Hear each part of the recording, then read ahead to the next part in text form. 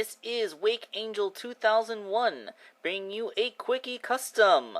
Something I've been wanting to get to for quite a while, and finally came together in less than 3 hours while I was waiting for some epoxy sculpt and a different project to harden. It is an articulated Sprocket figure. So here's a comparison. In the middle, we have the Skylanders Giant Sprocket, which is my favorite Skylander. I mean, come on, she's a steampunk robo-girl. That pretty much hits all of my fetishes. To the left, you see a Mega Block Skylanders minifigure of Chill. She has ball-jointed neck, hips, shoulders, and ankles, and swivel wrists, but, no elbows or knees. To the right is an articulated Call of Duty soldier figure, also from Mega Bloks. And I always found it kind of disappointed that they put so much effort into articulating random nameless soldier man, while the incredibly cool and detailed sculpt work that goes into the Skylanders figures is left with so little articulation.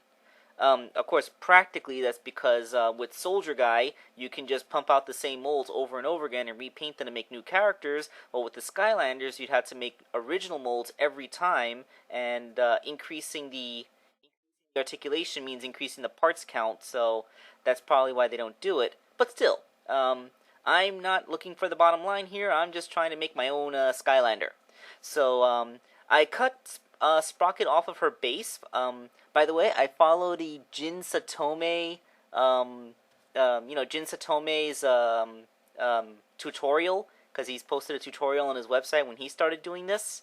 And, for the record, I like to point out that Sprocket can actually stand removed from her base. The figure is actually balanced to be capable of standing even though the base isn't there. I always figured that the wrench would throw it off, but it doesn't. That's kind of cool. Okay, the next step is cutting the figure apart so that you can put the joints in. Her head, forearms, boots, and torso are laying down on the floor. If you look in the upper left corner, those are her biceps and her legs and hips. Those parts are discarded as, I would be transplanting new pieces. And the wrench accessory. Something interesting is that it is pegged into her hand. Now, it's also glued in with the peg, but if you use a hairdryer and you're really careful, you can actually peel it out of there without having to make any cuts or anything. So that allows the wrench to become a removable accessory. Even if you don't want to articulate her, you can actually still do that. There will be nothing to stop you. Alright, so now that it's cut apart, we have to start putting the joints in. This is where my Dremel tool came in. You see, these are the 3 heads that I used on my Dremel. The one on the far left is the first one I use, and the most important. It's one of those little round tip thingies. It's cool because you can go in and then very carefully move it around and make like a mushroom hole inside inside of wherever you're going.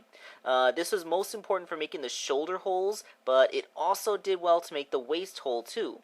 The one on the far right is used to make a thicker hole, and the one in the middle is to make that thicker hole even wider. The one in the middle was used for making room in her forearms to stick the minifigure's forearms into. I left the minifigure forearm's hand on so that I can still use the wrist joint, so she has bicep swivels and a wrist joint. So let's see a preliminary reassembly. And, well, that's everything with the joints stuck in. Yeah, I mean, I was surprised how relatively easy this was. This whole project took less than 3 hours to do. Like, I started it when Bob's Burgers came on at 7 o'clock, and I was done before the new episodes of Bob's Burgers was done at 9:30. Yeah, that was actually really fast for a custom. So, of course, it needs to be painted because the soldier's army green doesn't work. So, with some brown paint, to capture that dark brown of her clothing elements, you have a Sprocket figure.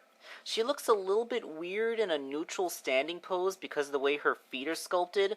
Also, her biceps look a little bit long because, technically, the proportions are anatomically right because on a human being, the from shoulder to elbow is supposed to be about the same length as shoulder to hand, but on the figurine, her biceps were just a lot shorter.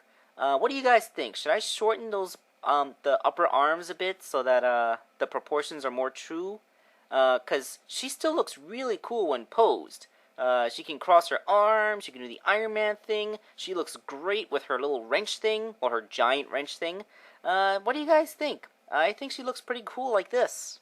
So anyway, the important thing is that I now have instead of a little Sprocket mini statue, I now have a 2-inch tall Sprocket action figure with all the points of articulation that Mega Bloks soldier guy had, plus a removable giant wrench accessory. That's really nifty and nice. Um, yeah, like I hope this has been useful to anyone who might want to try to take this project on themselves. And I'm signing off.